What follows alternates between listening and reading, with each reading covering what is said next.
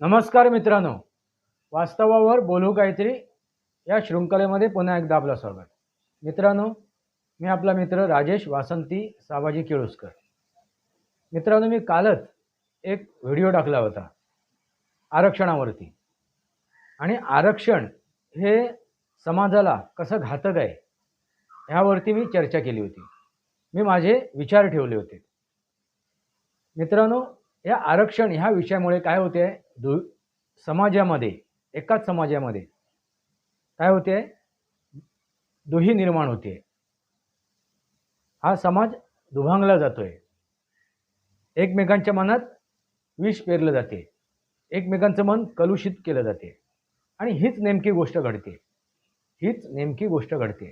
हे जे जरांगे पाटील बसलेत त्याच्या मागचा उद्देश फक्त राजकारण आणि राजकारणाचा आहे. असो, तो हा विषय आपण बाजूला ठेवू. पण मी ह्या व्हिडिओच्या अंती मी गौप्यस्फोट करणार आहे. गौप्यस्फोट म्हणजे वास्तव, रियालिटी ह्याच्यावरती झोड टाकणार आहे. हा व्हिडिओ तुम्ही पूर्ण बघा. त्या अगोदर मी देवेंद्र फडणवीस यांचं वक्तव्य, यांचे विचार आणि ह्या आरक्षणाबद्दल आपल्याला ठेवलेली मतं, रियालिटी, वास्तव तुमच्यासमोर ठेवतोय.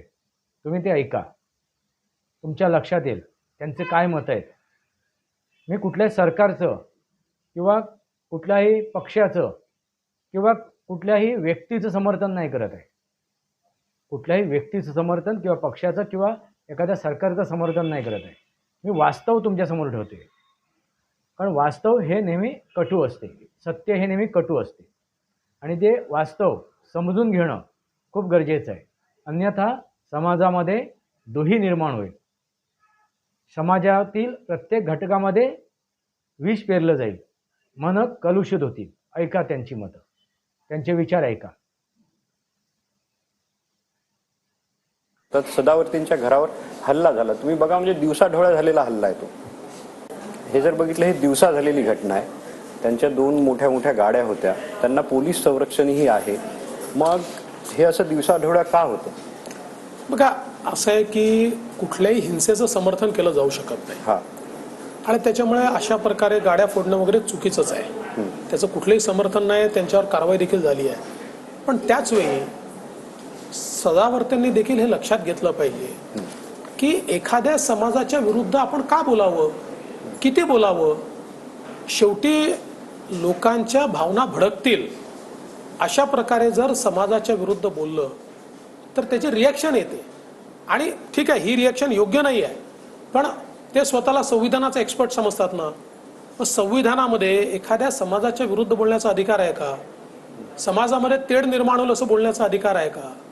त्यामुळे मला असं वाटतं की त्यांनी हे लक्षात घेतलं पाहिजे ना, की अशा प्रकारे एखाद्या समाजामध्ये राग तयार होईल, अशा प्रकारचं बोलणं अयोग्य आहे. तुम्ही आता असं बोलता, पण आरोप तर हाच होतो की सदावर्ते हे फडणवीसांचाच माणूस आहे. सगळ्या विरोधकही, इव्हन जरांगे जेव्हा बोलले होते तेव्हा तेही बोलले होते. असं आहे, शरद पवार साहेबांची जी प्रणित वाचलेली राष्ट्रवादी काँग्रेस आहे ना, ते हा नरेटिव्ह तयार करण्याचा प्रयत्न करतात सोशल मीडियाच्या माध्यमातून. माझा सवाल आहे आणि मी तर तुम्हाला रिक्वेस्ट करतो की 27 जून 2019 मराठा आरक्षण जे मी मुख्यमंत्री असताना दिलं होतं ते वैध ठरवल्याचा निर्णय हा माननीय उच्च न्यायालयाने दिला. आणि त्यावेळेस तुमच्याच चॅनलवर सदावर्तेंची मुलाखत झाली आहे. बहुधा निखिलाने घेतली असावी असं मला आठवतं. आणि त्यावेळेस ते काय बोलल्यात तुम्ही बघा.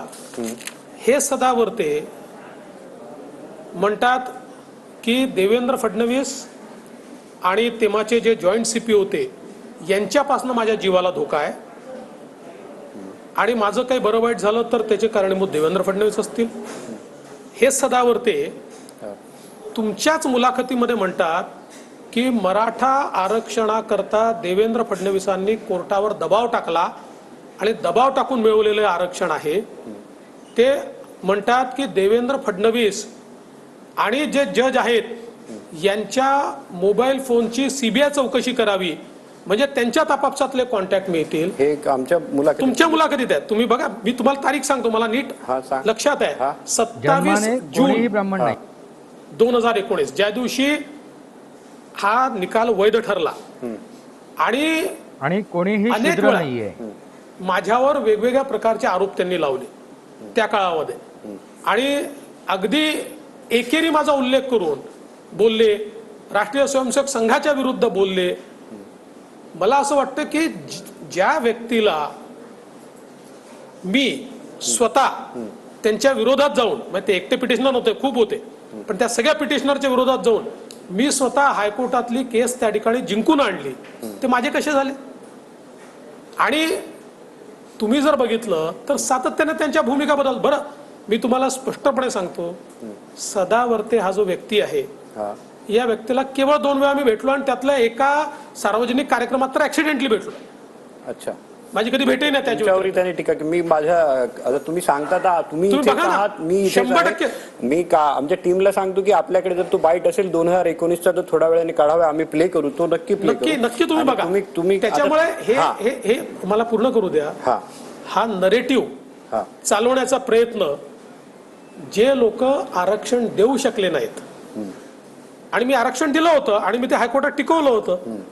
बघा, एक गोष्ट लक्षात ठेवा की एकच आरक्षण हायकोर्टात टिकलं, ते म्हणजे मराठा आरक्षण होतं.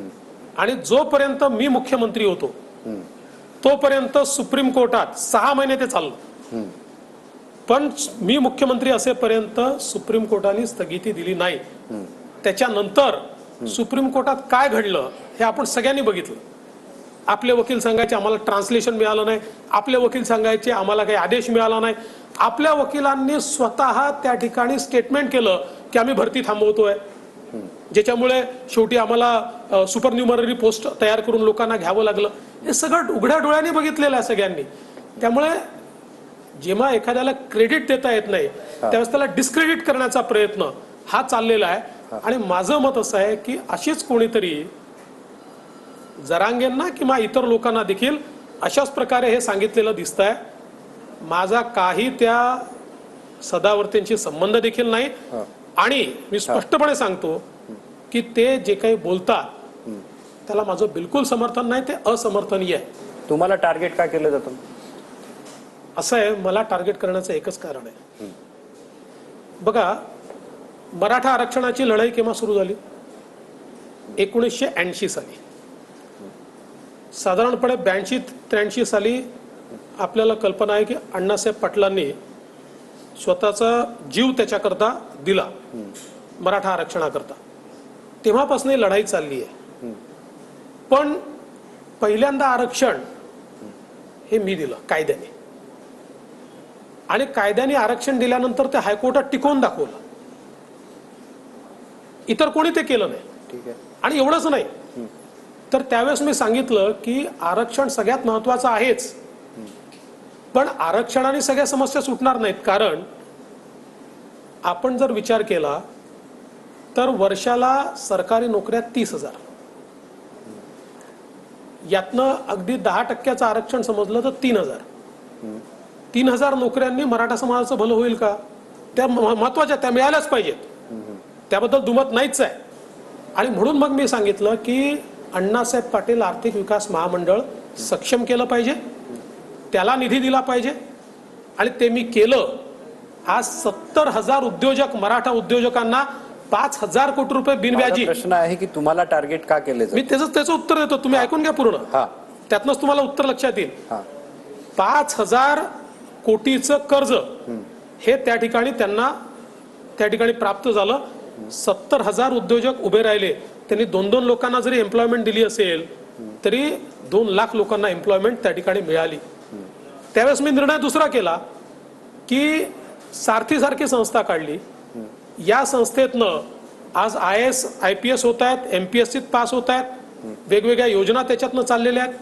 त्यावेळेस दुसरी एक योजना मी सुरू केली की सरकारी कॉलेजेसमध्ये सीट किती आहेत? आरक्षणातनं सरकारी कॉलेजच्या सीट मिळतात, त्या कमी आहेत. इंजिनिअरिंग आणि मेडिकलमध्ये सरकारी सीटच्या 10 पट या प्रायव्हेट कॉलेजेसमध्ये सीट आहेत. तर मग मुलांना 50% फी मराठा समाजाच्या ही ओबीसी प्रमाणे प्रायव्हेट कॉलेजमध्ये देण्याचा निर्णय मी त्या ठिकाणी घेतला. ज्या मुलांना हॉस्टेलमध्ये जागा मिळत नाही त्यांच्याकरता रहिवासी भत्त्याची योजना मी सुरू केली. अशा अनेक योजना सुरू केल्या. परिणाम काय झाला? परिणाम असा झाला की अनेक लोक जे मराठा समाजाच्या नावाने राजकारण करत होते त्यांना लोक विचारायला लागले, तुम्ही का केलं? आतापर्यंत काय केलं तुम्ही? इतके तुम्ही आमच्या समाजाचे इतके मोठे मोठे नेते आहात, पण तुम्ही काय केलं? आणि म्हणून मग अशाच लोकांनी मला डिस्क्रेडिट कसं करता येईल म्हणून मला टार्गेट करण्याचा प्रयत्न ते करतात. आणि त्यांना हे माहिती आहे ना, शेवटी मी काय माझी जात बदलू शकत नाही आणि बदलायचं कारणही नाही. हे अख्ख्या महाराष्ट्राला माहिती आहे की मी ब्राह्मण आहे आणि ते बदलायचं कारणही नाही आहे. पण त्यांना असं वाटतं की हा सॉफ्ट टार्गेट आहे, त्यामुळे याला टार्गेट करा. पण मी एक गोष्ट सांगतो, मी जे केलं आहे हे लोकांच्या समोर आहे. आणि इतके वर्ष म्हणजे 80 पासनं तर 2017 27 वर्ष, 27 नाही 37 वर्ष त्यांचा नाकर्तेपणा देखील आहे. त्याच्यामुळे ते अधिक याच्यामध्ये आक्रमकतेने मला कसं टार्गेट करता येईल याकरता एकत्रित येतात. पण शेवटी लोक हे बघतायत. आणि मी तुम्हाला सांगतो, त्यांनी मला किती टार्गेट केलं तरी मी काय केलंय हे सामान्य मराठा माणसाला माहिती आहे. म्हणजे तिथे तुमची जात डिसएडव्हान्टेज ठरली असं तुम्ही बोलता? नाही, मी काय जातीचा कार्ड कधीच प्ले करत नाही. जात डिसएडव्हान्टेज, पण त्याच्या मागची त्यांची मानसिकता काय सांगतो. पण त्यांना हे माहिती नाही आहे की सामान्य माणसाच्या मनात जात नसते, त्याच्या मनात कर्तृत्व असतं. तुम्ही काय करता याच्यावर ते तुम्हाला जज करतात. त्यामुळे काही काळाकरता तुम्ही लोकांना दिग्भ्रमित करू शकता, काही काळाकरता तुम्ही मला टार्गेट करू शकता, माझ्यावर आक्रमण करू शकता, सदा सर्वदा करू शकत नाही. कारण शेवटी प्रश्न तर हा येईलच, तुम्ही काय केलं? काहीच नाही केलंय. ठीक आहे, मी माझ्या टीमला विचारतो, जर आपल्याकडे तो बाईट आला असेल सदावर्तींचा, आलाय का? तो आपण प्ले करूया एकदा. आता तुम्हीच सांगितलं म्हणून मी तो काढायला सांगितलं होतं, ते बघूया एक्झॅक्टली काय बोलले होते सदावर्ती त्यावेळेस. निखिला, माझ्या म्हणण्याला काय महत्व आहे ते माननीय सर्वोच्च न्यायालयामध्ये समजेल. माननीय न्यायमूर्ती रणजित मोरे हे प्रकरण कसं ऐकू शकले आणि का ऐकलं याची स्वतंत्र चौकशी होईल. देवेंद्र फडणवीस आणि विनोद तावडे यांनी कशा प्रकारे स्वतःच्या पदाचा गैरवापर करून न्यायालयावर इन्फ्लुएन्स कशा प्रकारे आणलं हा चौकशीच्या अंती निकष नक्की निघेल. परंतु आज उपाध्याय साहेबांना असं वाटतंय की सदावर्ते जे खुल्या गुणवंतांसाठी बोलतायत तेव्हा त्यांना बेछूट आरोप वाटतायत. या राज्यातले खुल्या गुणवंत, मग ते ब्राह्मण असतील, आर्य असतील, वैश्य असतील, जे कोणी खुल्या गुणवंतातले हायस्ट मेरिटियस असतील त्यांच्यासाठी केवळ 25% जागा राहिल्यात. ते नक्की सरकार म्हणून तुम्हाला विचारील. तुम्ही केवळ मराठा म्हणून त्यांचे दांडके बघून आज तुम्ही बघितलं असेल दादागिरी. अरे डिसिप्लिनच्या नावाखाली आज आमच्या उच्च न्यायालयामध्ये डायरेक्ट भगवे झेंडे घेऊन आणि आक्षेपार्ह सगळ्या घोषणा आपण चॅनलवर रोज येतात. लढत राहणार. कधी या देशामध्ये आरएसएसला उत्तर द्यावं लागेल. गायीच्या न्यायमूर्तींच्या विरोधात ना तुम्ही सुप्रीम कोर्टात गेला, ना कुठल्या कोर्टात तुम्ही सांगितलं, ना कुठल्या चॅनल पुढे बोलला आपण. अरे हे तर गुणवंत देशाची धरा आहेत आणि देशाचं पिल्लर आहे. याला नेस्ता आपण बोलत होता, फडणवीसला कमीत कमी दिवस आपण बोलत होता की आपण ओबीसीच्या विरोधात मराठा समाज आहे. अच्छा, म्हणजे ते तुमच्यावर एवढंच नाही, तुम्ही अजून पुढचंही बघा. म्हणजे त्यांनी तर इथपर्यंत त्यावेळेस ते बोलले आहेत की मी न्यायालयाला फोन केले. ते पुढे हे बोलले आहेत की माझ्यामुळे त्यांच्या जीवाला खतरा आहे. अशा प्रकारचे अनेक आरोप आता या इंटरव्ह्यू मध्ये आहे दुसऱ्या मला माहित नाही. पवारांचं नाव घेतात. आता ते पवारांचं नाव घेतात. एवढंच नाही तर त्यांनी तर म्हणजे तुम्ही जर काही इंटरव्ह्यू बघितले तर माझा एकेरी उल्लेख आहे त्याच्यामध्ये. हा देवेंद्र मी मुख्यमंत्री होतो त्यावेळेस. त्यांनी हे देखील सांगितलंय एका इंटरव्ह्यू मध्ये की मला जी सुरक्षा मिळाली ती देवेंद्रने दिलेली नाहीये, मला न्यायालयाने सुरक्षा दिली आहे. मग सदावर्ते कोणाचा माणूस आहे? कोणाचे आहेत मला माहिती नाही. त्यांचा कोण वापर करताय किंवा ते स्वतः बोलतायत मला माहिती नाही, पण माझा संबंध नाही. अच्छा, ठीक आहे. मी आता जरांगेंवर येतो. जरांगेंची जी मागणी आहे, म्हणजे आता त्यांचा 4था दिवस आहे उपोषणाचा, त्यांची प्रकृती खालावते. सरसकट कुणबी हे मराठ्यांना सगळ्यांना द्यावं अशी त्यांची मागणी शक्य आहे का? बघा, असं आहे की जो कुणबी असेल त्याला तुम्हाला नाकारता येणार नाही. आज नाही 4 पिढी आधी जरी तो कुणबी असेल तरी त्याला नाकारता येणार नाही, त्याला कुणबी समजावं लागेल. 4 पिढ्यात जरी त्याचं मराठा लिहिलं असेल, पण 4 पिढीपूर्वी जरी कुणबी लिहिलं असेल. आता त्यांनी मागणी अशी केली आहे की जुन्या हैदराबादच्या रेकॉर्डमध्ये आम्ही सगळे कुणबी आहोत किंवा जे काही निजामाचं राज्य होतं त्यात कुणबी आहोत, त्याचा रेकॉर्ड जमा करण्याकरता किंवा त्याची पद्धती ठरवण्याकरता न्यायमूर्ती शिंदेची समिती तयार केली आहे. ती समिती त्या संदर्भातला आपला अहवाल देईल आणि मग त्यानंतरचा त्याचा निर्णय माननीय मुख्यमंत्री घेतील. त्यामुळे मला असं वाटतं की शेवटी बघा, हे कॉम्प्लेक्स इश्यू आहे. आपण आपल्याला लोकांना एखाद्या समाजाला आरक्षण द्यायचं असेल तर ते टिकणारं द्यावं लागेल. उद्याला सरकारने एखादा आदेश काढायचा, मग तो न्यायालयातनं स्टे व्हायचा, मग तुम्ही आमची फसवणूक केली म्हणायचं. आणि म्हणूनच माननीय मुख्यमंत्र्यांनी विचारपूर्वक न्यायमूर्ती शिंदेची समिती तयार केली. त्या समितीला एक कार्यकक्षा दिली. ती समिती जाऊन रेकॉर्ड शोधते आहे. बराच रेकॉर्ड त्यांना सापडतो आहे. रेकॉर्ड जर योग्य मिळाला तर त्या रेकॉर्डच्या आधारावर एक कार्यपद्धती ठरवता येईल. त्यातनं ते म्हणतात तसा प्रश्न सुटेल.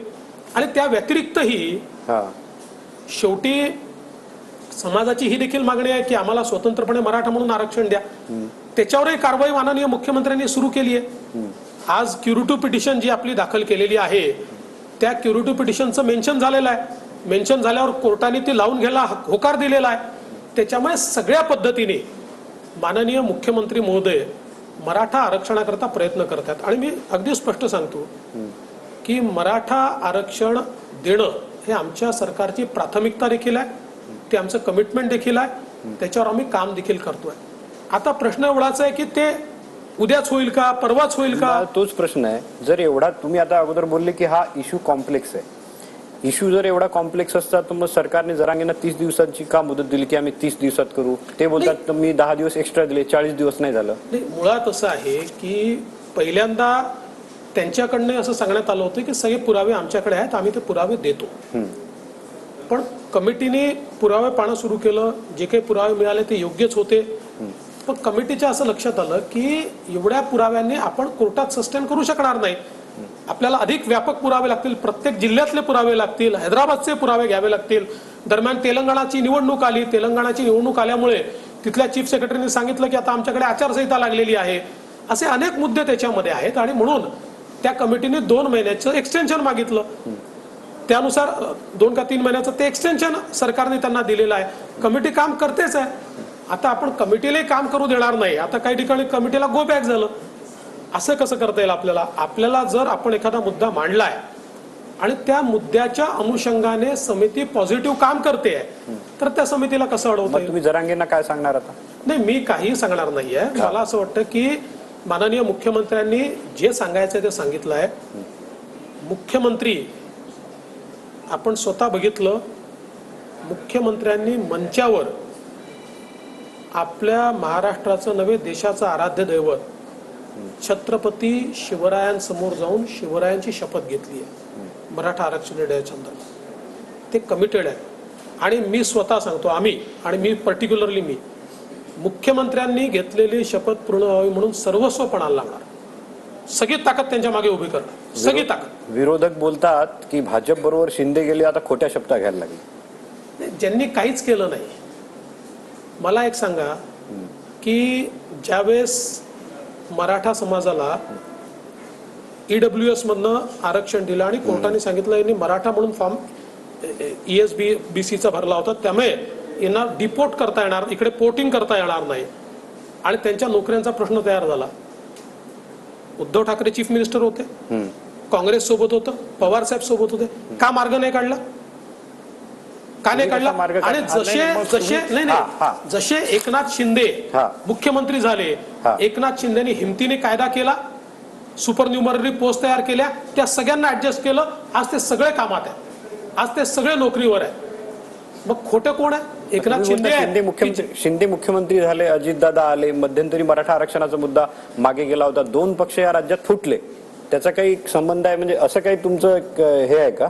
नाही, मी असं म्हणणार नाही.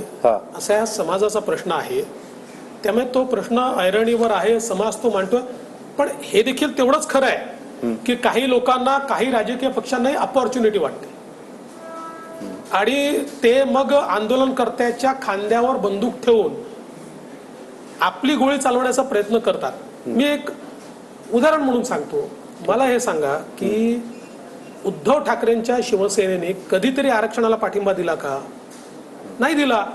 आणि ज्यावेळेस इतके मराठा मोर्चे निघत होते त्यावेळी काय छापलं त्यांनी सामनामध्ये? त्या मोर्चांना, मूक मोर्चांना त्यांनी काय म्हटलं?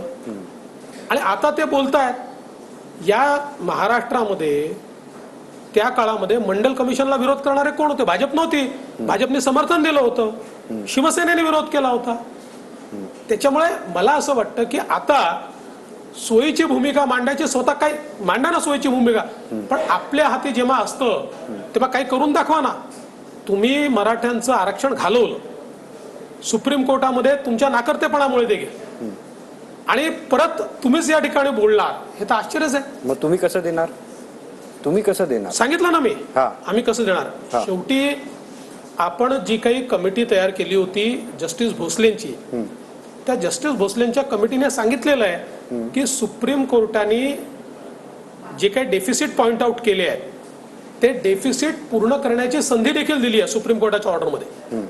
पण त्यांनीच हे सांगितलं की पहिल्यांदा केस पूर्ण नीट रिप्रेझेंट झालेली नाही, त्याच्यामुळे तुम्ही क्युरेटिव्ह मध्ये जा, आणि क्युरेटिव्ह मध्ये तुम्हाला जर यश मिळालं नाही तर तुम्हाला त्या ठिकाणी हे जे काही डेफिसिट आहे, कारण कोर्टाने आपल्या ऑर्डरमध्ये म्हटलंय की डेफिसिट दूर करता येते, तर ते डेफिसिट दूर करण्याचा प्रयत्न करा. तोही रिपोर्ट कधी आला? उद्धव ठाकरेंच्या काळातच आला. काही केलं नाही त्याच्यावर. आम्ही तो रिपोर्ट हातामध्ये घेतला, लगेच मेन्शन केलाय क्युरेटिव्ह. आता तिथं कोर्टावर कोर्ट लागेल. फडणवीस साहेब, या सगळ्या गोष्टींना वेळ लागणार आहे. मग जरांगेंना किती उपोषण करावं लागतील आणखी? मला असं वाटतं, बघा, मी तर या ठिकाणी एवढंच म्हणेल की सरकार गांभीर्याने त्यांच्या मुद्द्यावर काम करते आहे. त्यांनीही सरकारसोबत काम केलं पाहिजे. शेवटी असं आहे की लोकशाहीमध्ये प्रत्येकालाच अधिकार आहे त्या ठिकाणी आपलं मत मांडण्याचा, प्रत्येकाला अधिकार आहे. आणि त्याच्याकरता लोकशाहीने आयुधही दिली आहेत. त्यातलं एक महत्वाचं आयुध हे उपोषण आहे. सरकारने अतिशय गांभीर्याने ते घेतलंय, आणि त्याच्यामुळे शेवटी चर्चाच होणार नाही तर गोष्टी पुढे कशा जातील? 4 आयडिया त्यांच्या असतील, 4 आयडिया आमच्या असतील. मी एवढंच सांगतो की सरकार जेवढ्या जास्तीत जास्त वेगाने याची सोडवणूक करता येईल करण्याचा प्रयत्न करते. नाही, पण त्यांच्याशी संवाद तर साधावा लागेल ना, की आता काहीतरी संवाद साधावा लागेल की त्यांनी आंदोलन हे करावं. ते ज्या दिवशी बसले त्या दिवशीच गिरीश महाजनांनी संवाद साधला सरकारच्या वतीनं. आम्ही साधण्याचा प्रयत्न करतोच. म्हणून तर माझं म्हणणं आहे, आता बघा, शेवटी काय आहे की ट्रान्सपरन्सी असली पाहिजे, ओपननेस असला पाहिजे, हे बरोबर आहे. पण मीडियांच्या माईक समोर संवाद नाही होऊ शकत. तुम्ही संवाद जर करायचा आहे, 10 माणसं बसवा, 100 माणसं बसवा, पण माईक समोर कसा संवाद होईल? शेवटी संवाद म्हणजे काय असतं की 4 काय उपाययोजना त्या आम्ही सांगू, 4 उपाययोजना ते सांगतील, त्यातनं मार्ग निघत असतो. आता समजा एखादी उपाययोजना सरकारतर्फे सांगितली आणि ती मान्य नसेल तर ती जणू काही सरकारची भूमिकाच ती आहे अशी गेली तर समाजामध्ये ते अजून आंदोलन चिघळतं. त्याच्यामुळे जरांगेंना चर्चेचं आव्हान आहे का? म्हणजे ते नेहमीच आहे, कधी नव्हतं सांगा. दुसरीकडे ओबीसी उभे राहिले, तिसरीकडे धनगर. माझ्याकडे एक ओबीसी महासंघाचा बाईट आहे, तो मी तुम्हाला ऐकवतो, कारण तेही आता इशारे देत आहेत.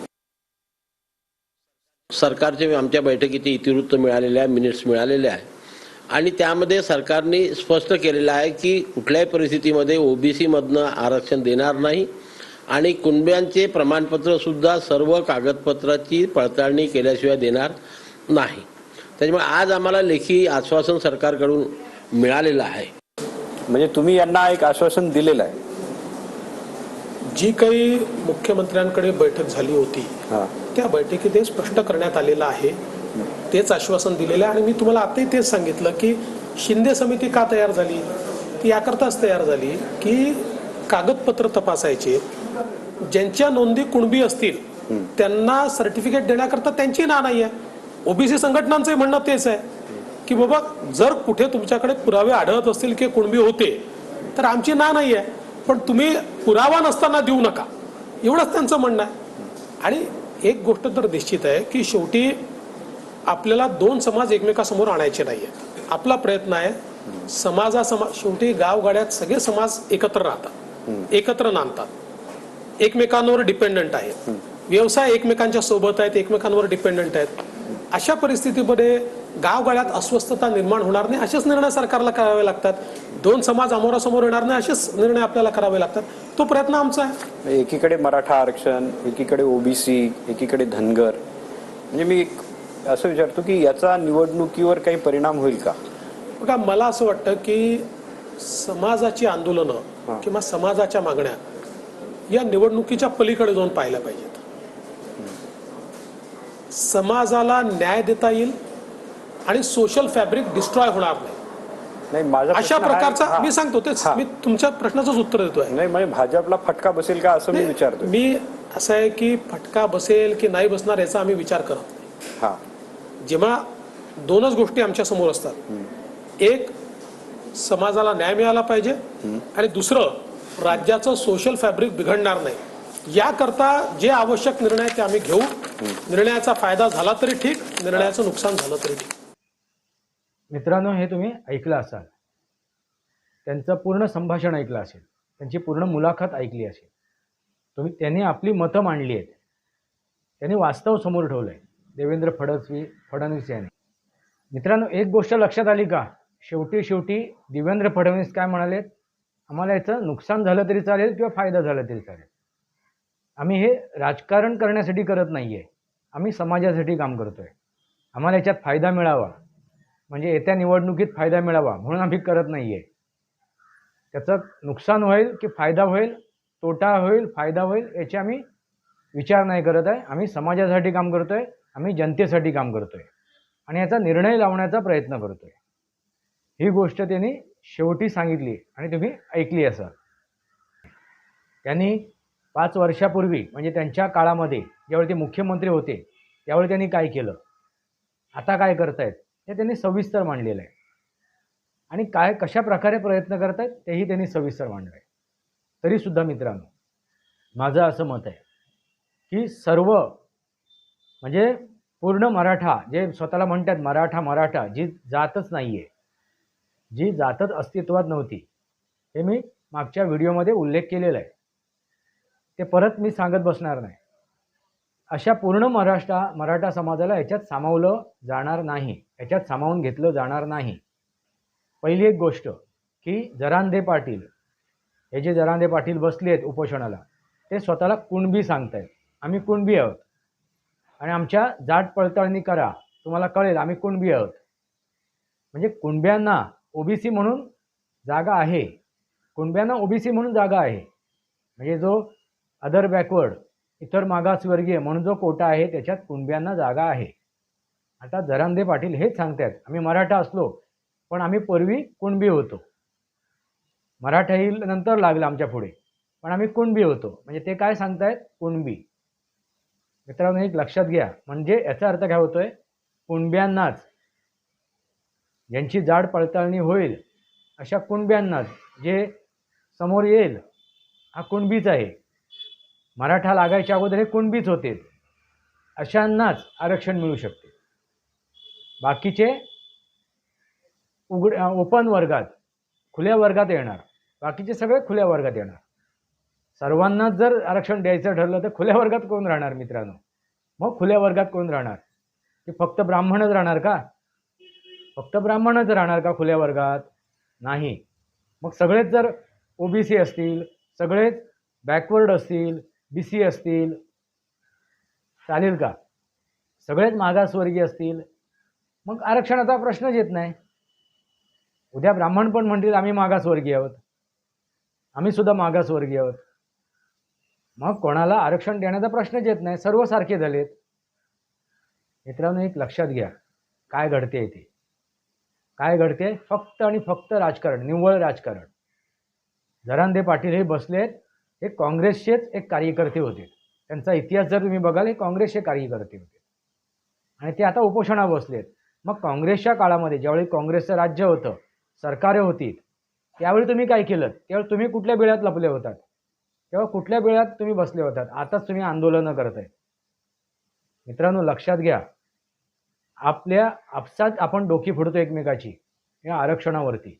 आपसात आपण एका समाजामध्ये कलह निर्माण करतोय. एकाच गावामध्ये हे सगळा हा पूर्ण समाज, मी त्याला जाती मानतच नाही. माझी जात कुठलीच नाही आहे. माझी जात एकच आहे, ती म्हणजे मनुष्य जात.